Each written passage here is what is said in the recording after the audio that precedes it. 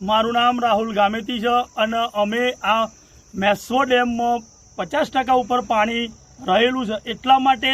મેશ્વો નદીની અંદર પાણી છોડવામાં આવે તો મેશ્વો કિનારાના જે 30 થી 40 ગામડાઓ છે એ ગામડાઓના પીવાના પાણી માટે, ઢોર ઢાખરના પાણી માટે અને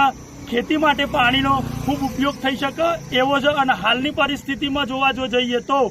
આ વિસ્તારના જે કૂવાઓ છે એના તળ નીચા જતા રહ્યા છે, હેડપંપના તળ નીચા જતા રહ્યા છે, બોરના તળ નીચા જતા રહ્યા છે, જેથી કરી અને સરકારમાં અમે વારંવાર રજૂઆત કરેલી છે। અમે ખેડૂત એકતા મંચના પ્રમુખ પણ છીએ, એના થકી અમે લેટરો પણ લખેલા છે, પણ આ વિસ્તારના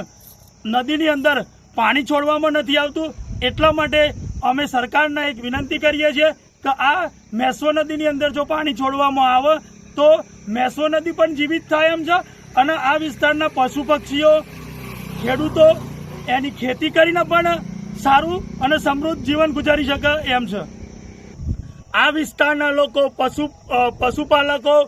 ડેરીના વ્યવસાય સાથે સંકળાયેલા છે, જેથી કરી અને આ વિસ્તારમાં ઘાસચારાનું પણ ફૂલ વાવેતર કરવામાં આવ્યું છે અને હાલના સમયની અંદર જો ડેમમાંથી પાણી છોડવામાં ના આવે તો આ ઘાસચારો પણ સુકાઈ જવાની પરિસ્થિતિ ઊભી થશે। એટલે આ પશુપાલકો, ખેડૂતોને